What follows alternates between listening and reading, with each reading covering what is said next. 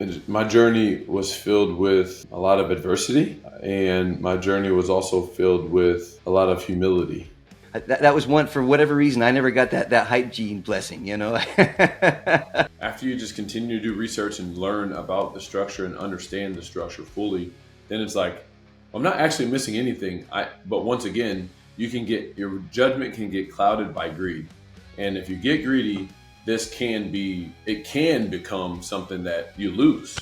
You are entering lifestyle dentist territory where healthy, wealthy, generous dentists choose to live epic lives on their terms with freedom and fulfillment. I'm your host, Dr. Garth Hatch. Buckle up for another exciting episode.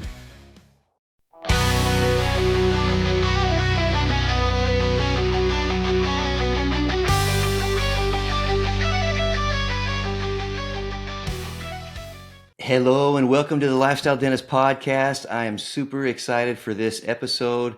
We have the one and only Anthony Tolliver. He is a former NBA player, investor, father, man of faith, just an amazing guy, and really looking forward to this podcast. I got to say too, Anthony, I've known you for several years through the mastermind we're in, but just researching you a little more for this podcast, my level of how much I respect you was high. It's like tripled. Just really amazing all you've done. For those that don't know, please tell us a little bit about yourself. Yeah, like you said, Anthony Tolliver here. Originally from Springfield, Missouri, and so grew up there. Went to Kickapoo High School.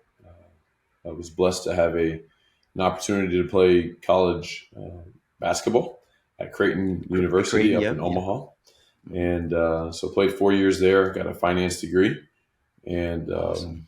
right after that, got a chance to fulfill my dreams of playing professional basketball.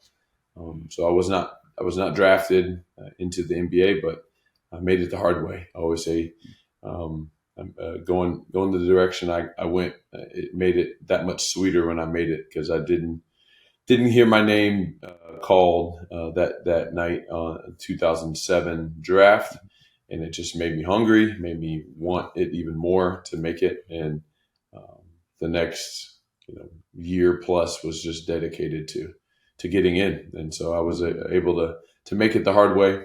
And so that's kind of, I guess after that I played for 14 years, right? 14 years professionally, 13 years in the NBA, and it was an amazing journey. And so that's kind of my basketball journey. As far as personal, like I said, get my degree, and met my wife at Creighton, my now wife at Creighton, and now we have 4 kids, 11, awesome. 9, 7, and 5. And That's so cool, man. We live in Texas and enjoy our everyday life. It's an amazing life we get a chance to live, and just have a lot of fun. Yeah. Wow. No, that's amazing. Couple things to unpack too. I don't want to minimize that journey, because just doing some research, and my son played high school basketball some, but according to ChatGPT, you less than 1% chance, even if you're a high school basketball player, to make it to the NBA.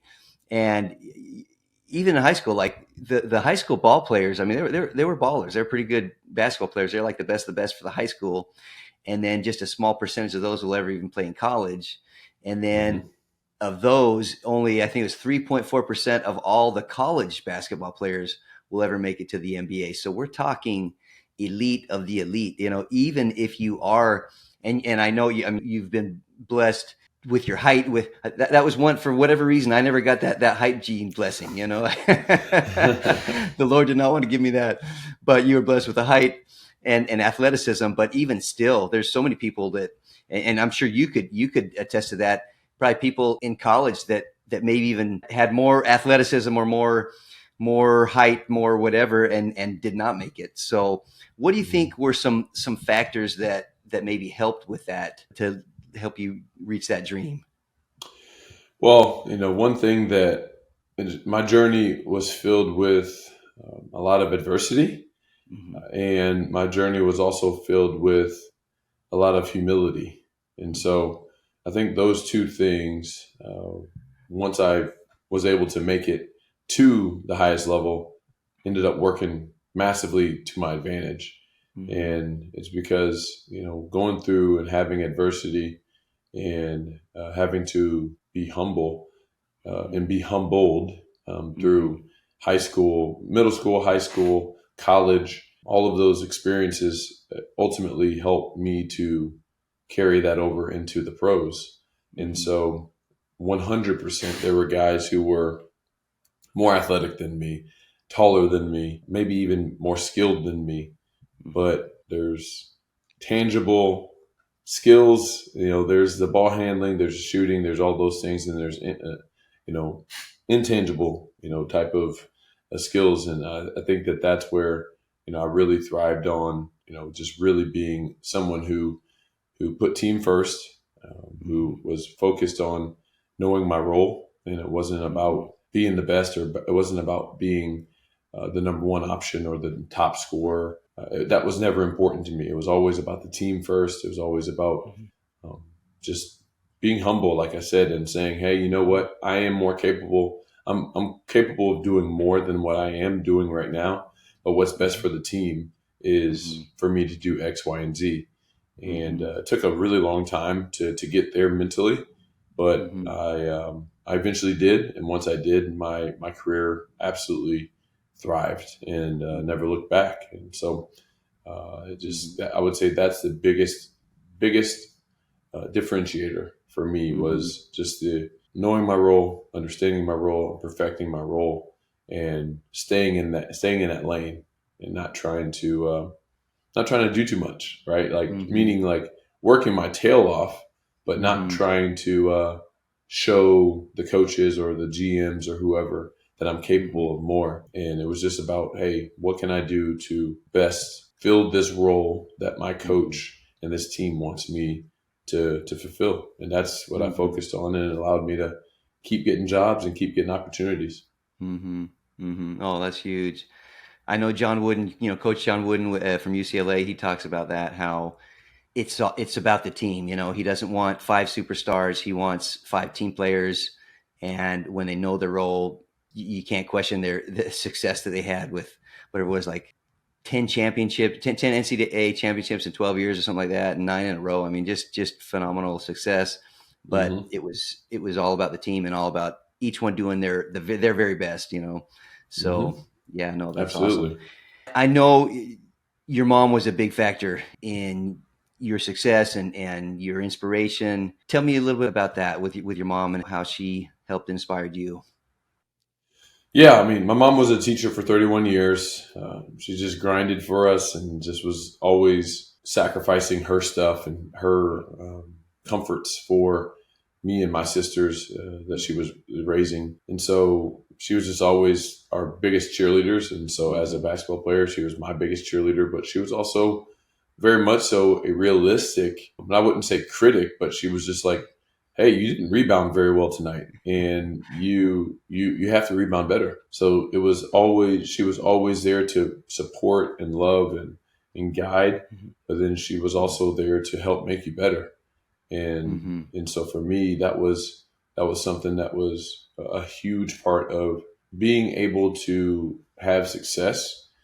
Just Mm-hmm. having someone like that as a foundational person, kind of growing up and everything else and learning from, was amazing. And like, I saw her Mm-hmm. work ethic every single day, being a teacher, being a mom, being an amazing contributor to our community. And so for me, it was like, well, I just want to replicate that in whatever lane that God has me on. And Mm-hmm. so, that just happened to be the passion and the love was for basketball. So I just Mm-hmm. took that same work ethic. I took that same mindset to be others oriented, and ran with it. And Mm-hmm. like I said, just did what I could with the game of Mm-hmm. basketball, and obviously it worked out pretty good. But she was just a huge influence on everything that I do still to this day, but also just everything I've done up until today. Mm-hmm. That's so cool. That's awesome. I'm curious, with your sisters, where were you in the mix? Were you oldest, youngest, in the middle? How was that? Youngest, and You. pretty much all my other siblings are short. So it's pretty funny. I'm kind of the odd duck of the crew, but like we talk about, is He's like, hey, what God had in my cards was to do what I did. Yeah. So he made sure that I sprouted up, whereas everybody else was, not meant to be basketball players. So pretty much the only basketball player in my family, and everybody else is just, hardworking, amazing people doing their own thing and their own passions and in their own jobs and stuff. But yeah, just I took all the height. I always say that I all the height that they were supposed to have. I just took it all and made the most out of it. That's awesome. That is awesome. Tell me, with Creighton, I know you had a neat experience there. You obviously excelled playing basketball at Creighton. How was that? And also, your mom passed away when you were young. You were a man, but 23, I believe, when you're pretty young. I mean, and that's got to be, for anybody. That doesn't matter what age is. That's got to be a big factor. But especially when your mom was such a big role. Would you mind sharing a little bit on that and just kind of how that affected you? Yeah, I mean, kind of the Creighton journey is a story in and of itself, right? So originally coming out of high school, went to Creighton, and I was recruited to be, essentially a replacement, if you want to call it, of Kyle Korver. And so for people who are familiar with him, he was a great shooter. He was like a four-man, essentially, right? He was a power forward, but he shot the ball really well, was a really amazing college player, and ended up getting drafted in the second round to the NBA and played for 17 years in the NBA. So great professional, great college player. And so I was originally recruited to be his replacement. And so I was really excited because if I was his replacement, that meant, I thought that meant my role was going to be much different than it ended up being when I got there. And so, my freshman year didn't really play much, but that's okay. I had a bunch of seniors and everything else. But like I was thinking, okay, sophomore year's coming around, and I'm going to be able to hit the ground running. And it started out the first half of the season. It wasn't so much like I thought it was going to be. And so, that whole journey was learning humility. I thought it was going to be one way. It was another. And I had a decision to make after a couple conversations with my coach.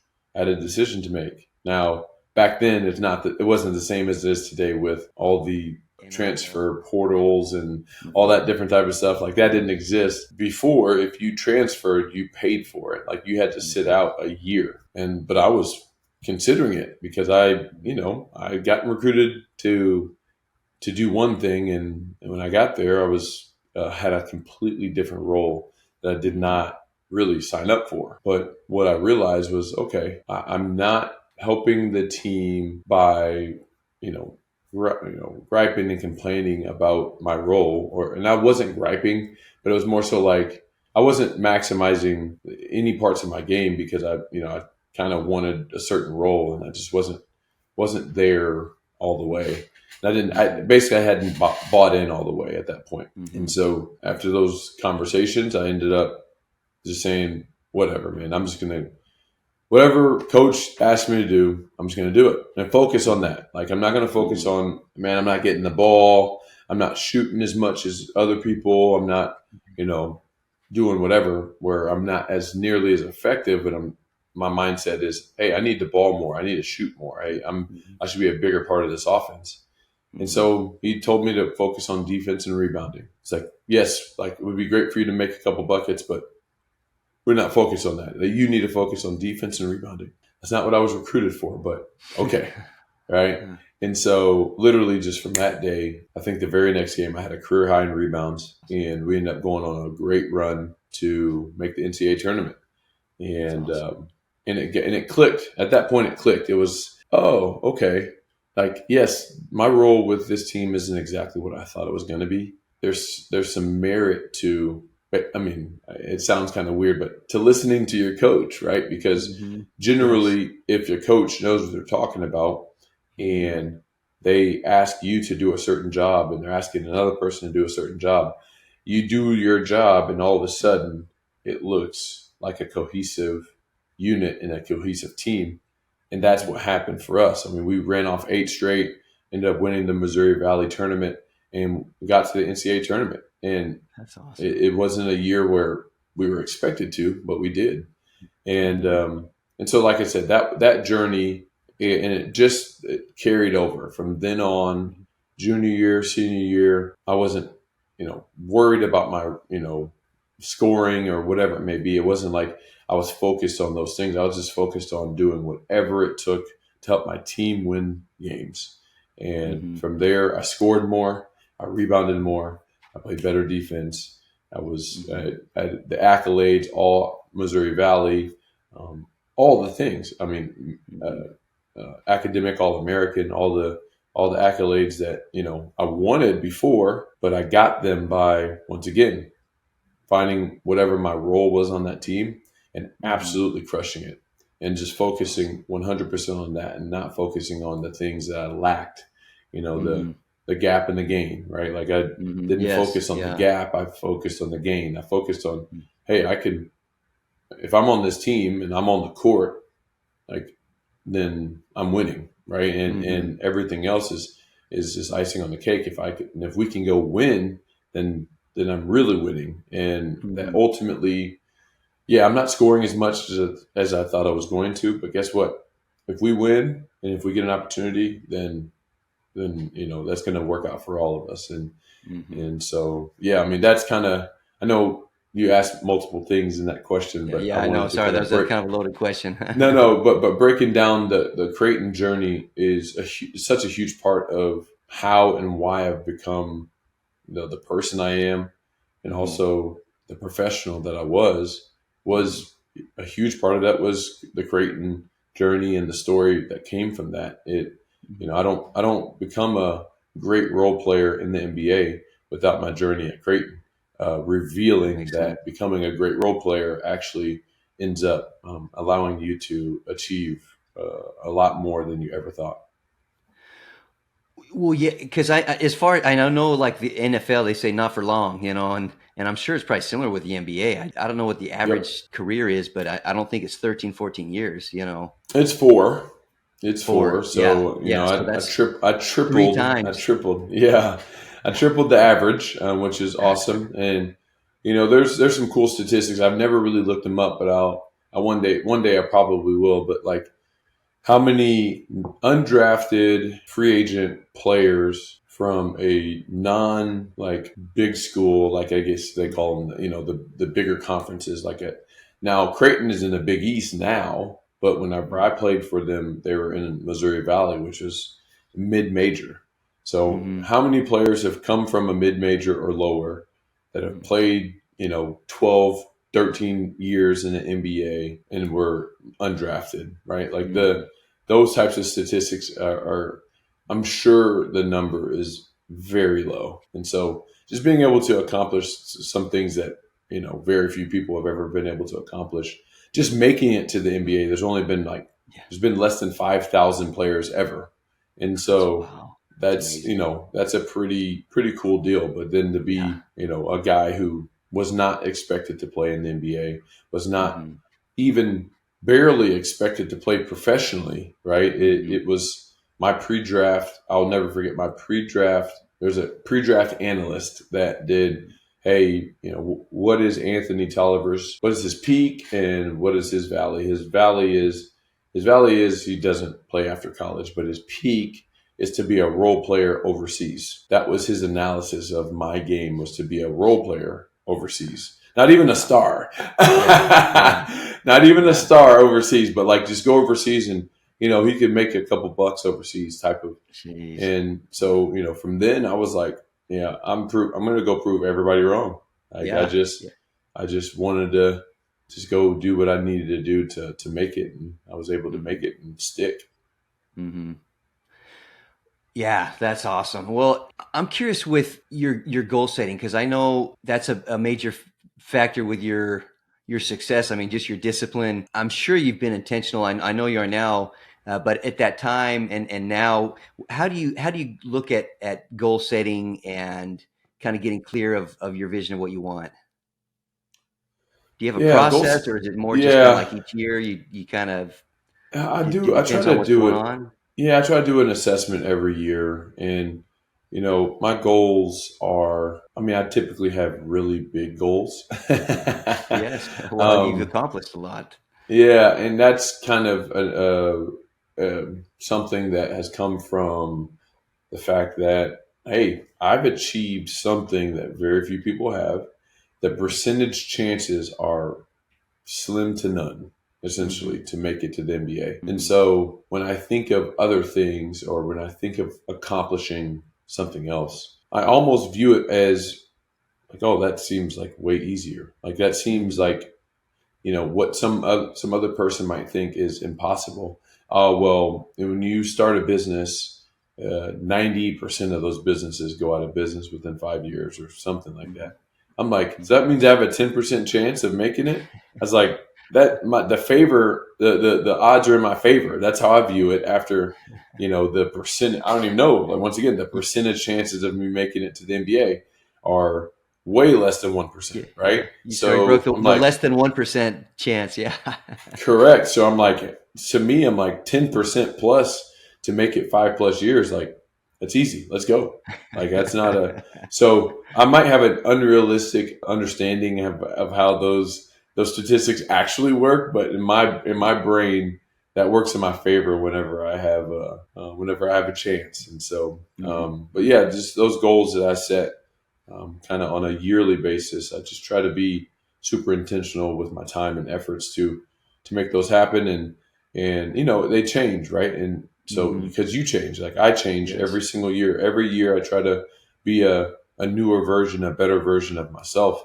And Mm-hmm. I think that as I'm setting these goals always reflect, that new version. And so Mm-hmm. I used to have, uh, goals of being worth $100 million one day, and that was not even a couple, maybe 2 or 3 years ago. That was still a goal of mine. And after living life and realizing what's really important to me, I've realized I'm like, that's not important to me at all. Actually, Mm-hmm. like, my net worth is really like worthless. Not I would say Mm-hmm. worthless, but like, it to me, as far as like in the grand scheme of things, if I can do what I need to do, have what I want to have, meaning like, hey, I want to have financial freedom. So cash flow and things that can create cash flow are important, to make sure that my family can, be solid and be in a really good spot. As far as being able to go on my vacations with my family and different things. Mm-hmm. Those things are important. And so, yes, money is important, and things that, to have a certain amount makes sense. But for me, there's 0 point in having $100 million. Like, Mm-hmm. I don't have any interest in doing that anymore. Mm-hmm. So my goals have now shifted. And so now, creating my number and creating my goal amounts as far as, assets and cash and different things like that. Yes. So now I'm, creating my system and my numbers so that I know, okay, if I reach these goals, now I know that I can live the lifestyle that we want to live, me and my wife and my kids and my family members.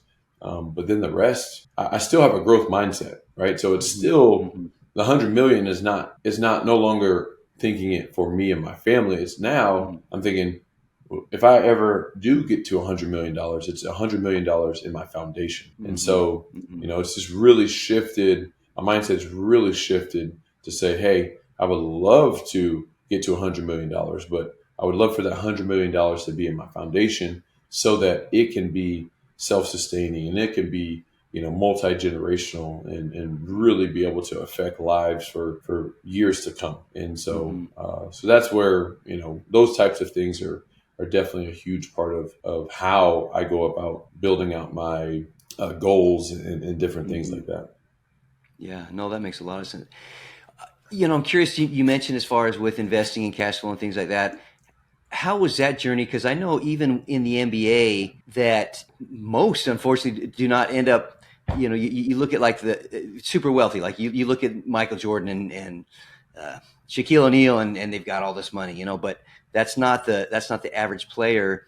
I think unfortunately a lot of them, they make a ton of money and it's like, wow, I'm buying the mansion, I'm buying the fancy car and the, you know, all the big trips, but then they're out in 3 or 4 years, and then the money dries up.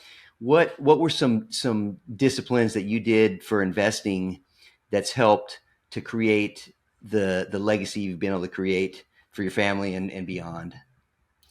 Well, one of the things that worked in my advantage, which is kind of like I said, once again, a part of my story, which was I really only signed out of all the contracts that I signed were one time did I sign a deal that was like multiple years guaranteed. And that was, early in my career. And so basically I was on year to year, every single year.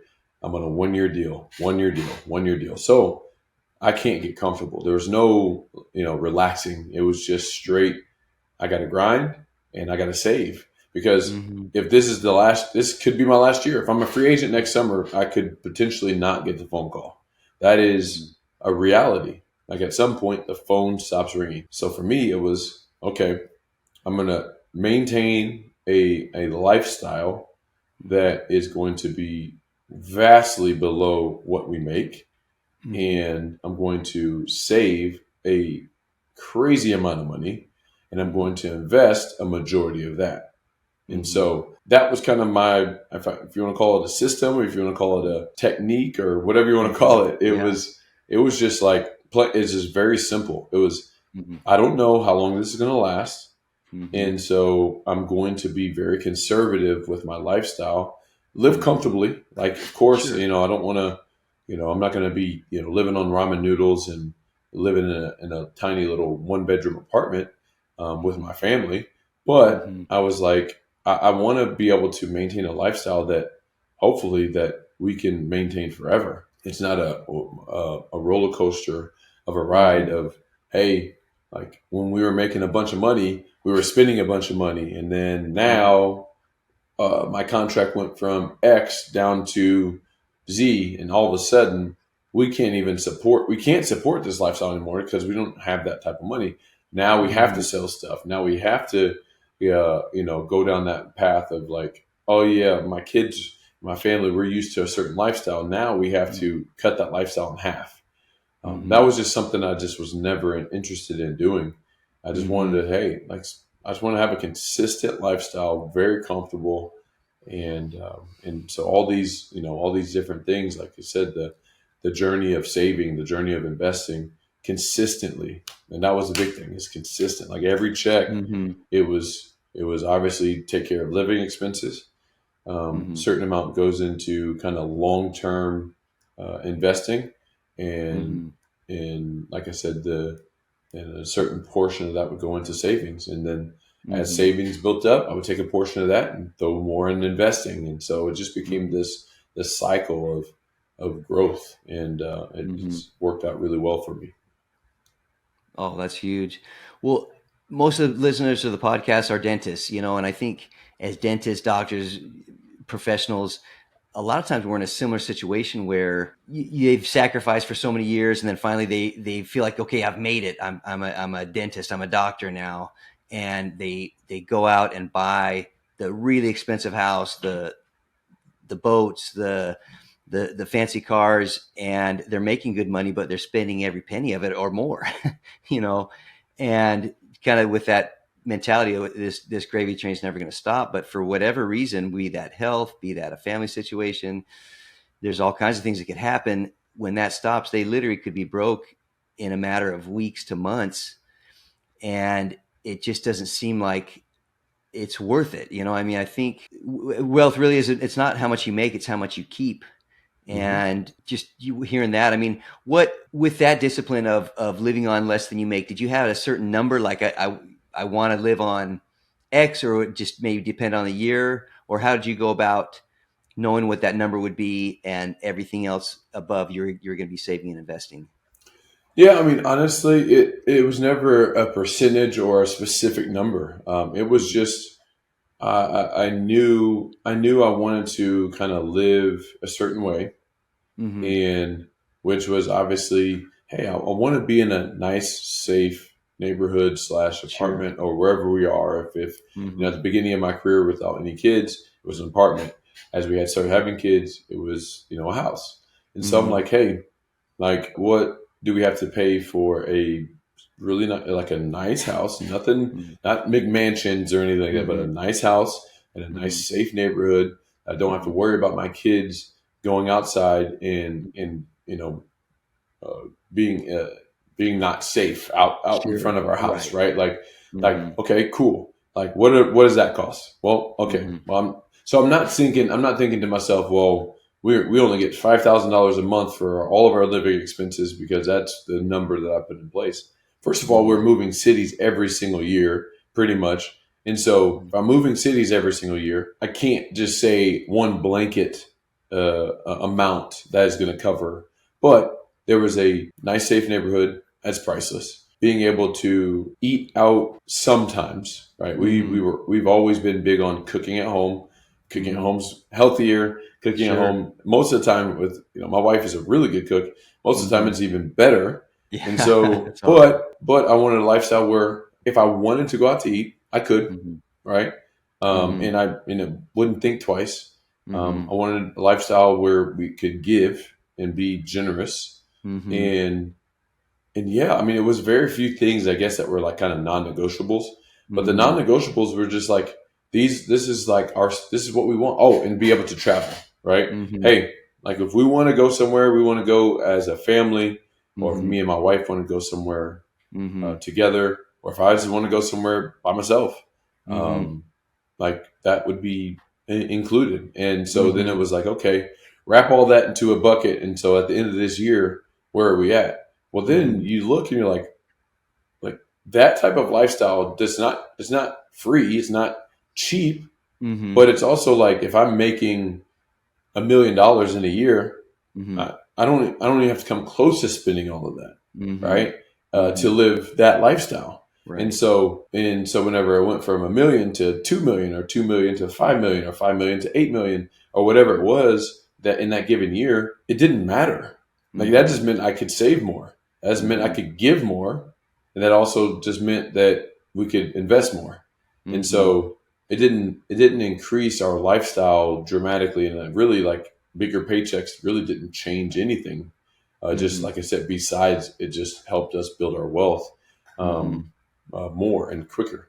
And Yeah. so we just, like I said, it was never a percentage, Mm-hmm. which was, but it was just a, hey, what are our needs? And then what Mm-hmm. are our wants? Mm-hmm. And we covered all of our needs. Mm-hmm. And then the wants that were like the most important to us, we went ahead Mm-hmm. and made that a part of our lifestyle. But Mm-hmm. your want list can be forever. Mm-hmm. Right. It's never ending, the wants. Yeah. It's never ending. So for us, it was just like, how can we create a wants list and then say, hey, like which wants Mm-hmm. on your list are the most important? Make that a Mm-hmm. part of your lifestyle, and then everything else Yeah. is like traveling is not a need; it's a Yeah. want. Mm-hmm. But it's Mm-hmm. so important to us that we're willing to have less, like we don't drive, we don't have multiple cars per person, and we have Mm-hmm. one car, right? One Mm-hmm. car each, so we can Sure. each get around.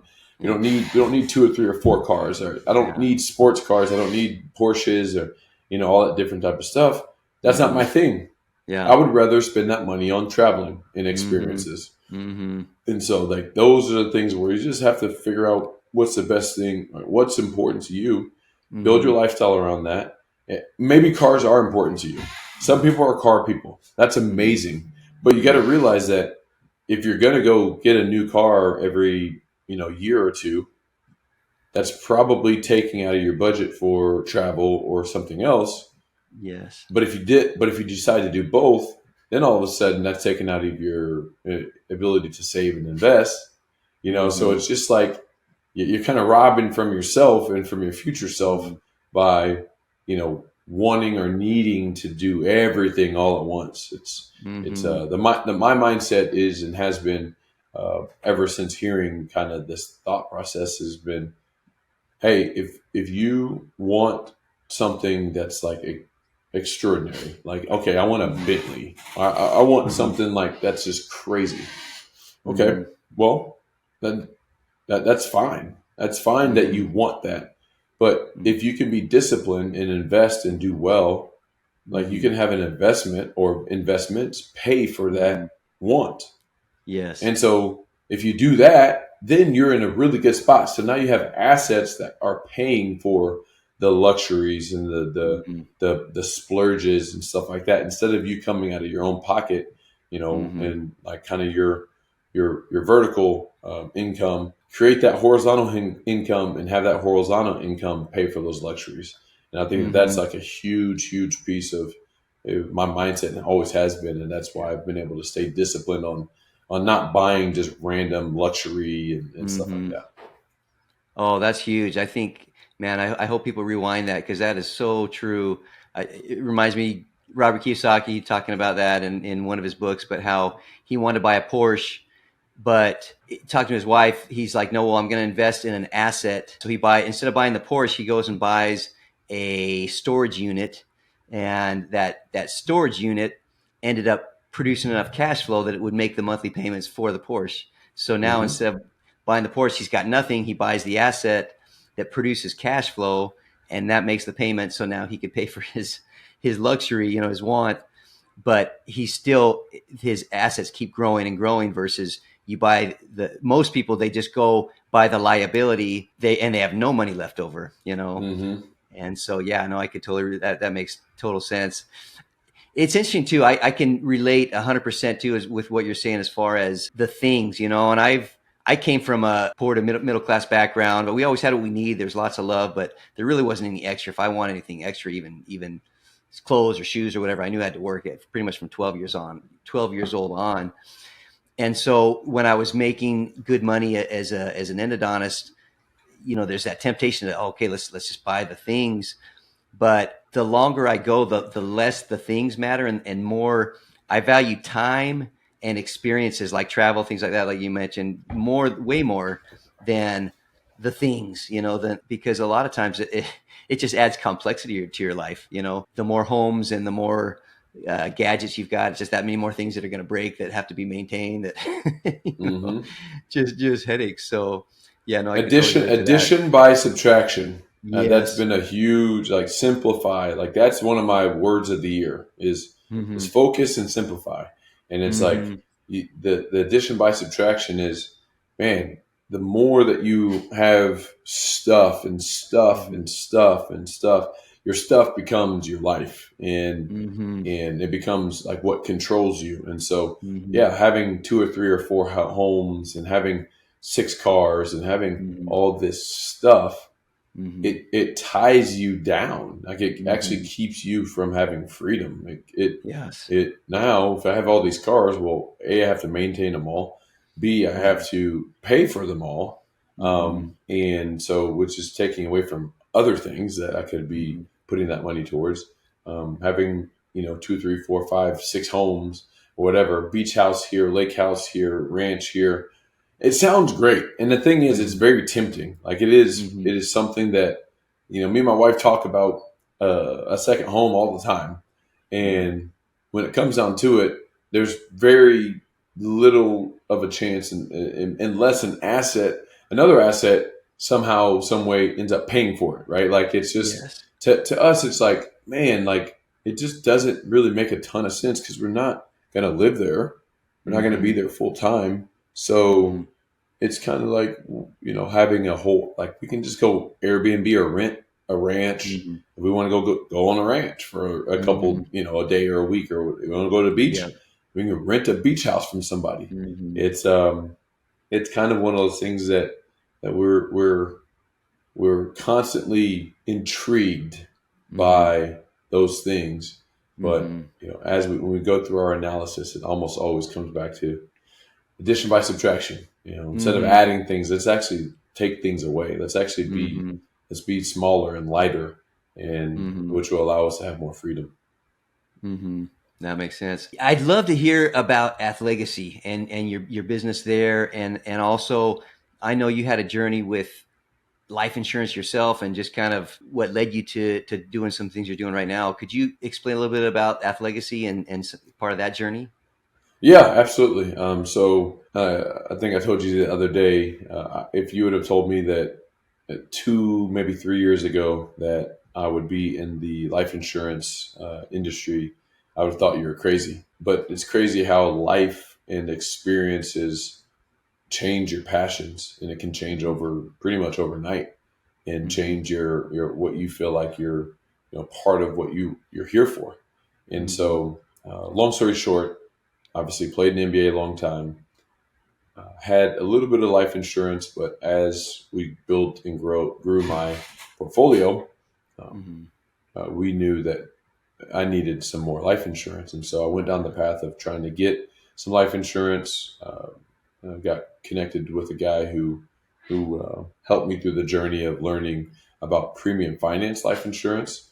And so after I went through the journey of learning, I decided to pull the trigger. And so I thought it was going to be a 60 to 90-day process after I pulled the trigger, and it ended up taking over a year and a half.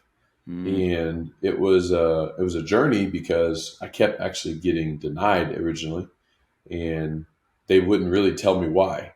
And so I'm thinking, as a 36-year-old, just out of the NBA, less than a year ago, how in the world am I getting denied by all the top life insurance companies? Yeah, young, peak of health. That seems crazy. Yeah. Yeah. And so it really caught my attention. It jolted me, right?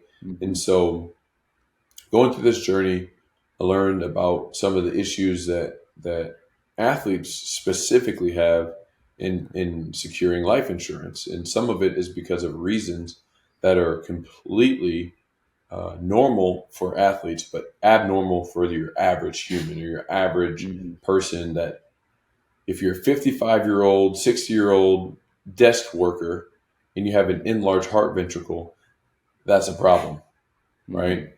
But if you're a 35-year-old professional athlete, high cardio, and you have an enlarged heart ventricle, that is your body creating solutions for your job, right? You've been working out a lot. Yeah. Correct. And so it is completely different, but from a life insurance underwriting standpoint, they viewed them the same. And so for us, the journey started out as, what the heck? How in the heck am I getting denied? And it turned out to, really turn into a purpose-filled journey for me. And so we created Athlegacy, which is obviously the combination of athlete and legacy, because I really wanted to make sure that we had a solution for the athletes in case they, ran into the same issues as what I had. And at first, it was just almost like an afterthought, side thought, not like anything big or anything. Just more so, we want to be a solution or a potential solution for these athletes if they ever run into this issue. But I'm going to basically continue life as is. That turned into more conversations, which turned into, well, instead of trying to do this on a one-off basis, what if we looked and thought big? Like I told you earlier, my goals are typically very big. And so it's like, oh, well, this has never been done before. It seems probably close to impossible. But I was like, let's go try it. Right? Like, 1% chance, let's do it. The percent of us being able to get this done, the percent chance is probably 1% or less. And I'm like, well, this has been done before. I can do this. We can do this. And so anyways, long story short, we decided to approach this at the union level.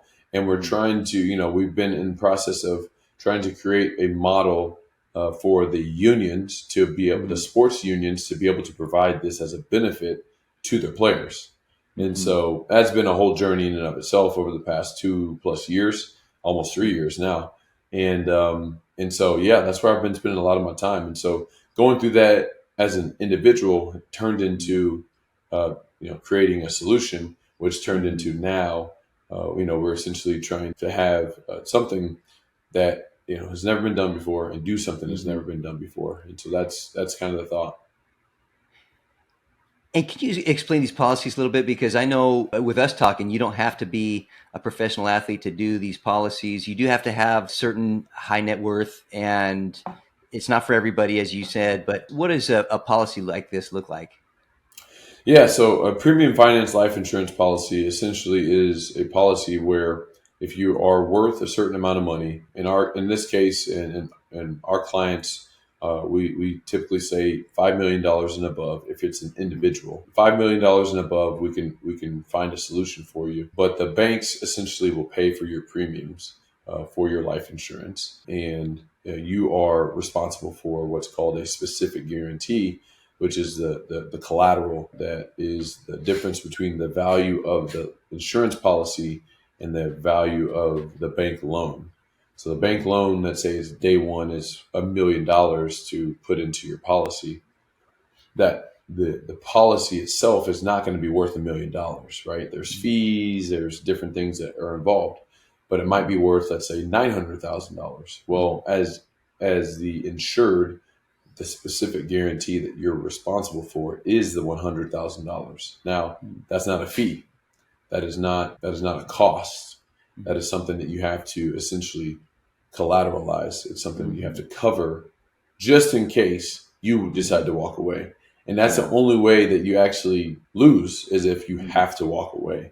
If you have to walk away, then yes, you can lose money, right? Which is, never fun. But if you don't have to walk away, as long as you're, managing things well financially and everything else, there is a path to essentially have your insurance paid for by the bank. And at the end of the structure, you essentially have no money out of pocket besides the money it costs to create your LLC where you hold the insurance policy. Mm-hmm. And so to me, it's basically a really great and high level way to leverage, especially if you're a high net worth individual, but you have to understand it. That's the biggest thing, is you have to understand what you're doing and how you're doing it, because greed can get in the way. And you look at what's possible. Oh man, I can go get 25 or 35 or $50 million worth of life insurance for my family, or multi-generationally, or whatever. But more importantly, there's a cash value portion of this. And so the greed typically isn't thinking about multi-generation. It's thinking about, what kind of cash can I pull out of this while I'm still alive? Mm-hmm. Which obviously having that component is a beautiful thing, but it also can be something that gets people to try to do too much insurance. Mm-hmm. And so what we try to do is really manage risk, right? Because the risk is, like I said, the specific guarantee. So what amount of insurance makes sense for you and your family, and what type of collateral could you cover and be very, very comfortable covering that collateral? And if we can come to the conclusion of those two things, we basically almost back into the insurance number. The insurance number is actually, it's important, of course, but it's actually, to me, less important than collateral capacity, and understanding what you need to cover your family, more so than what you can qualify for. Mm-hmm. Mm-hmm. Yeah, no, that makes sense. Well, and I'm still trying to focus on it and wrap my head around it. But we had a couple conversations on this, and before I'm like, yeah, I'm good. It's not something I need. But the more I look at it, it really is a phenomenal option where you can essentially take an asset, in my case, a piece of real estate, as the collateral that's paid for. I still receive my income from the real estate. It's just the bank has a note saying if I ever don't, the policy needs that, they can collateralize, use that as collateral. But assuming everything continues where the investment pays for itself, then eventually they will pay all my premiums, and I'll have a multi-million-dollar life insurance policy that I can use as like an infinite banking to borrow against, to have a pension, things like that. It almost sounds too good to be true. Yeah, that's, trust me, like that is what I said the first year. It was like, what am I missing? What am I missing? Yeah. What am I missing? What am I missing? Yeah. And after you just continue to do research and learn about the structure and understand the structure fully, then it's like, I'm not actually missing anything. But once again, your judgment can get clouded by greed. Mm-hmm. And if you get greedy, it can become something that you lose, right? Mm-hmm. This is not a riskless type of investment or type of transaction. It's not. Mm-hmm. It does come with risk, but the risk is something that you can actually manage pretty well, and it's something that you can really you can move a lot of pieces that kind of cater to you as an individual or a business owner. So like that's the other piece of it, is the beauty of how we do things is it's not just for individuals that are worth $5 million or more. It can actually be for a business as well. And if a business is doing well, I'm not exactly sure on the exact number as far as like, oh, the business has to be worth X, Y, and Z. But man, what we've seen a ton of momentum in the space of, golden handcuffs, right? Keeping your top employees, your top salespeople, and a lot of these people, top dentists, right? Or whatever it may be. Right. But it's just like, or buy-sell agreements with, your partner, like we had discussed before. Yes. Where, hey, if you have a partner in a business and you both have, a lot of skin in the game, whatever it may be, if something were to happen to one of you, how are you guys handling, that? And, you don't get in partnership with somebody to be a partner with their wife or their husband after they pass away. And so you're typically in this position where, if something were to happen to you or the other person, you're in this really awkward spot. And so, what we do a lot of as well is buy-sell agreements. So, but the buy-sell agreement is built the same exact way, where you're not having to come out of pocket to pay premiums. You're just responsible for a specific guarantee. And if you can cover that collateral, typically we try to tell people, hey, first of all, this is not a get rich, type of thing or quick, right? It's not quick. It's going to take a while. It always does. I mean, it's typically between 7 and 9 years before you kind of get out of collateral. And so in 7 to 9 years from now, let's just say 10 to 15, then you have an opportunity to potentially pull, either a pension style lump sum, or you can turn it into a pension style income if you'd like to start taking some of that life insurance number down. But it's instead of a death benefit, it's now a life benefit. And so, it's just kind of like I said, there's a lot of different pieces that you can move around and personalize it. Or you can just say, hey, like this is going to cover my estate taxes whenever, if this is an individual deal, it's going to cover all my estate taxes and my family. And half of it's going to my foundation after I pass away, because I want to make sure the foundation's healthy. Like you can do whatever you want, right? But at the end of the day, it's just a way to leverage the fact that, you're either a high net worth individual or a successful business, and being able to leverage the balance sheets and everything else that you have to be able to get the banks to pay for your premiums. That makes total sense. Man, that's awesome. Yeah. And I know it's a way that you can, if it's done right, really minimize the risk and maximize the benefit. And it has to be the right person. But yeah, I mean, the more I learn about it, the more I'm just like, wow, this is a pretty cool, powerful strategy. So if somebody wants to learn, and I want to be respectful of your time too, Anthony, I know we're about an hour in. If somebody would like to learn more about this, what would be a good way to reach out to contact you? Yeah, I mean, you can reach out to me directly, Anthony at theathlegacy.com. Obviously, our website as well, theathlegacy.com is our website. And that is something where you can go on there, learn more about what we do and how we do it.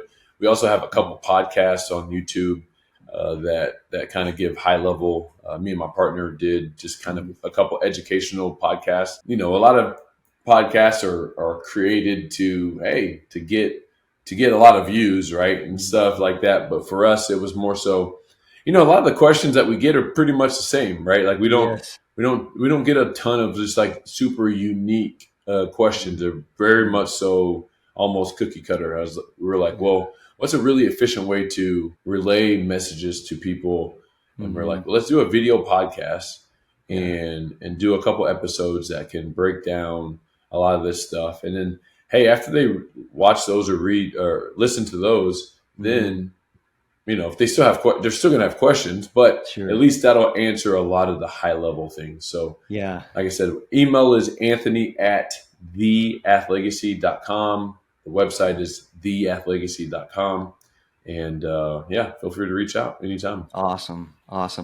Thank you so much, Anthony. And we'll make sure we put that in the show notes. I cannot thank you enough, my brother. You're an amazing guy, amazing friend. Didn't even get into, I know you're an amazing giver.